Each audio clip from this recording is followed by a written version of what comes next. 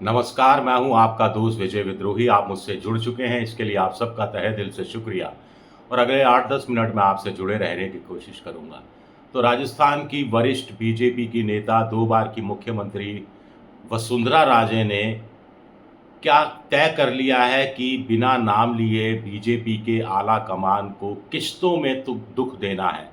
जो दुख किश्तों में आला कमान ने, आला कमान से मतलब है नंबर 1 नंबर 2 ने वसुंधरा राजे को दिया, तो वो क्या सूद समेत वसुंधरा राजे चुका रही है।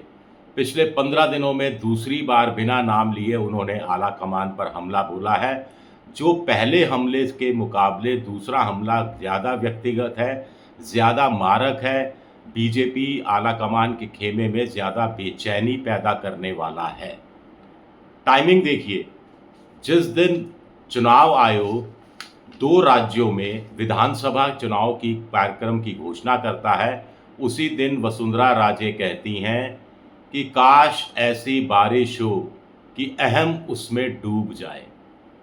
तो किस बारिश की उम्मीद कर रही हैं और किसके अहम के डूब जाने की कामना कर रही हैं, तमन्ना कर रही हैं, इच्छा व्यक्त कर रही हैं। हर कोई जानता है कि पिछले 10 सालों में कौन है वो जो मैं, मेरा, मुझको, मैंने ये सब करता रहा है। हर कोई जानता है, कुछ कहने की इशारों में भी ज़रूरत नहीं है। क्या वसुंधरा को आभास हो गया है कि इन विधानसभा के जो 4 उपचुनाव होने वाले हैं, 4 राज्यों के, उसमें आला कमान की सियासी नैया डूब जाएगी। जिस नैया के डूबने का सिलसिला लोकसभा चुनाव के साथ शुरू हो गया था। तो टाइमिंग का सवाल। दूसरा, कहाँ बोलती हैं वसुंधरा राजे, किस मौके पर बोलती हैं? जाति तो एक जैन मुनि के चातुर्मास के मौके पर हैं, लेकिन वो उदयपुर के सलुम्बर में थी, जहाँ पर उनके समर्थक विधायक अमृतलाल मीणा का निधन हो गया था। और स्वाभाविक है, निधन हो गया तो श्रद्धांजलि व्यक्त करने आई थी। और वहाँ उपचुनाव होना है, 6 सीटों पर कुल मिलाकर उपचुनाव होना है। उपचुनाव के लिए क्या सक्रिय होने का संकेत दे रही है, और ये सक्रिय इन्वर्टेड कोमा में बीजेपी के आला कमान में बेचैनी पैदा करने वाला है। अहम तक नहीं रुकी वसुंधरा राजे। उन्होंने यहाँ तक कहा कि कलयुग है, इस कलयुग पहले हमारे यहाँ कहा करते थे जियो और जीने दो।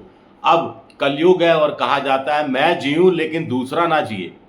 दूसरे को मानसिक संताप दो, प्रताड़ना करो, दुख दो, तकलीफ दो, ताकि दूसरा जीना ही भूल जाए। ऐसे कुछ लोग हैं, कुछ इस तरह की बात उन्होंने कही। इशारा किस तरफ है? कौन है जो खुद जी रहा है और दूसरे को जीने नहीं देता, दूसरे को मानसिक संताप के दौर से गुजरने के लिए मजबूर करता है? आखिर 2 बार की मुख्यमंत्री, तीसरी बार मुख्यमंत्री बनना चाहती थी, उन्हीं के हाथ से पर्ची निकाली गई भजन लाल शर्मा की। तो किसको प्रताड़ना दी गई, किसको तकलीफ दी गई, जिसको मानसिक संताप दिया गया? आप समझ सकते हैं। वसुंधरा यहीं नहीं रुकती, आगे कहती हैं कि ये लोग जो हैं, जो तकलीफ देते हैं दूसरों को, थोड़े दिन के लिए खुश रह सकते हैं, लेकिन इनका अंजाम भी वही होता है। इन लोगों को भी उसी रास्ते से गुजरना पड़ता है जिस रास्ते से गुजरने के लिए ये दूसरे लोगों को मजबूर करते हैं। यानी जो मानसिक संताप दे रहा है, प्रताड़ना दे रहा है, तकलीफ दे रहा है, वो खुद इस दौर से गुजरेगा, आज नहीं तो कल गुजरेगा। क्या 4 राज्यों के विधानसभा चुनाव के खत्म होने, नतीजे आने के बाद गुजरेगा? क्या 1 साल बाद गुजरेगा? और इसमें वसुंधरा राजे की क्या भूमिका होगी, ये भी अपने आप में बड़ा सवाल उठता है। आपको ध्यान होगा कि कुछ दिन पहले उन्होंने जयपुर में बीजेपी के नए प्रदेश अध्यक्ष मदन राठौड़ के स्वागत समारोह में कहा था कि राजनीति का दूसरा नाम ही उतार चढ़ाव है। यानी उनके उतार को लेकर जो लोग खुश हो रहे हैं, तालियां बजा रहे हैं, आला कमान बड़ी सफलता में फूला नहीं समारा कि किनारे लगा दिया, उनको वो संकेत देने की कोशिश की थी कि राजनीति तो उतार चढ़ाव का खेल है। आज उतार पर है तो कल चढ़ाव पर भी आएंगे, और जो आज चढ़ाव पर है कल वो उतार पर भी आएंगे।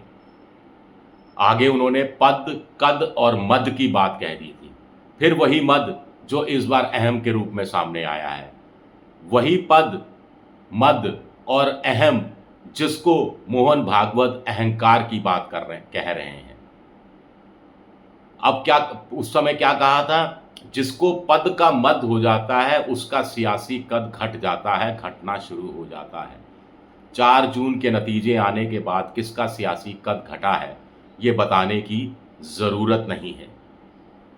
अब बड़ा सवाल उठता है कि आखिर वसुंधरा ये सब क्यों बोल रही हैं? ये भी बोला, जो बोओगे उसे ही भोगोगे, जो बो रहे हो उसी को भोगोगे।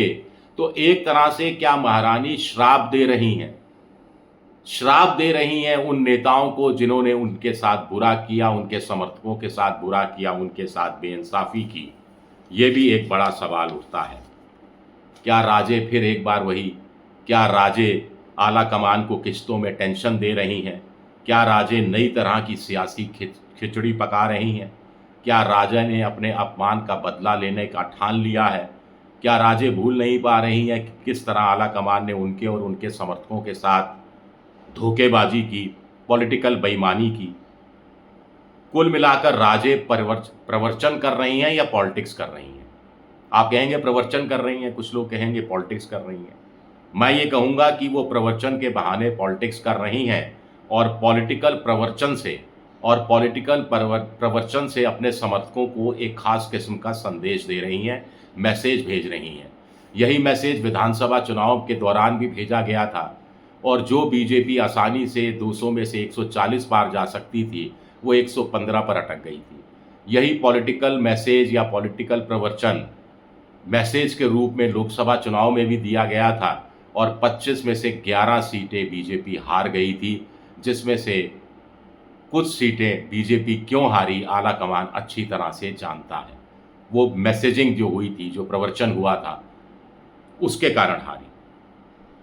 15 दिन में दूसरी बार राजे ने हमला बोला है। अब फिर वही सवाल उठता है कि ये किस तरह की बारिश है? ये वोटों की बारिश होगी।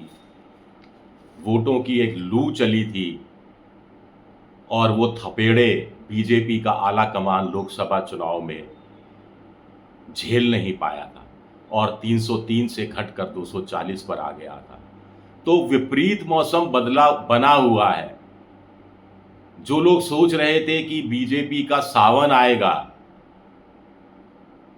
उन लोगों को भी एहसास हो चुका है कि बारिश, गर्जना, बिजली कड़कना, ये सब बीजेपी के सियासी आसमान पर शुरू हो गया है।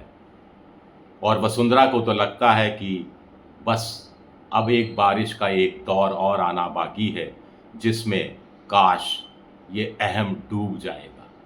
क्या ऐसा होगा? इसमें वसुंधरा की और क्या भूमिका होगी, ये जानना भी दिलचस्प रहेगा। शुक्रिया मेरा ये वीडियो देखने के लिए। पसंद आए तो लाइक कीजिएगा, सब्सक्राइब कीजिएगा, शेयर कीजिएगा। शुक्रिया, बहुत बहुत शुक्रिया।